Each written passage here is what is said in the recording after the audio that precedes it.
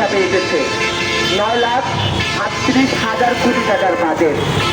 টাকার অনুপাতে এটা যতটা বড়, কিন্তু আমরা দেখব জনস্বার্থের প্রয়োজনে তার বিন্দুমাত্র স্পর্শ আমরা লক্ষ্য করতে পারিনি।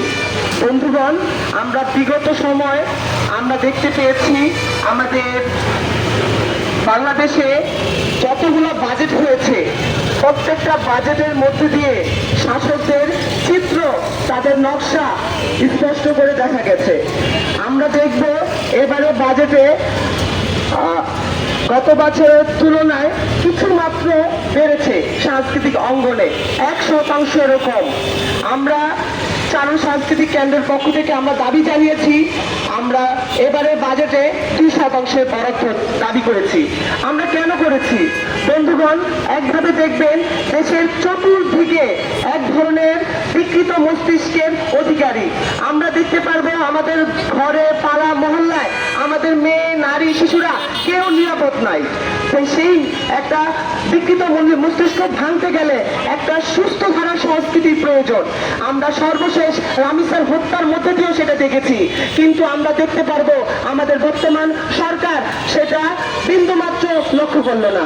আমরা দেখতে পারবো আমাদের পাড়া মহল্লাগুলোতে কিভাবে করে মাদক, চুরি, ছিনতাই, গুম, খুন, হত্যা, নানা ধরনের ঘটনা ঘটতেছে। সেই ঘটনাকে দূর করার জন্য একটা সুস্থ সংস্কৃতি প্রয়োজন।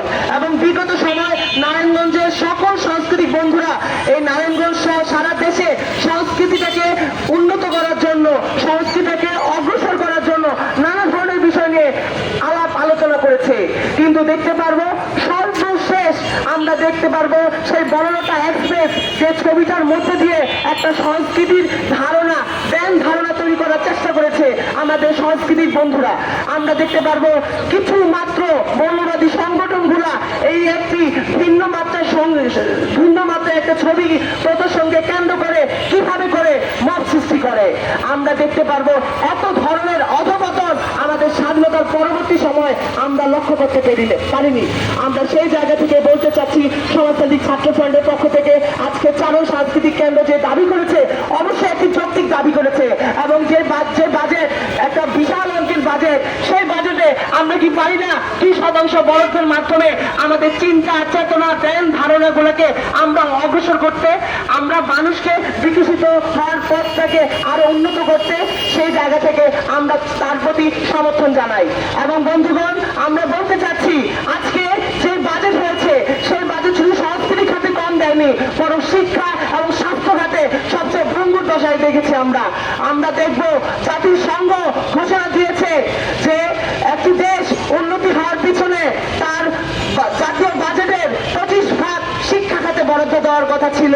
আমাদের বাংলাদেশ সেই সময় সেই জাতিসংঘের সুপারিশে স্বাক্ষরও করেছে, কিন্তু দেখতে পারবো যারা স্বাধীনতার পরবর্তী সময় আমাদের শিক্ষা খাতে বা জাতীয় বাজেটে শিক্ষা খাতে কতটুকু বরাদ্দ হবে এই বিষয়ে কথা বলতে গেছে, কিংবা এই বিষয়গুলোকে নিয়ে তারা দাবি করেছে, আমরা দেখবো তার বিন্দুমাত্র প্রতিফলন ঘটেনি।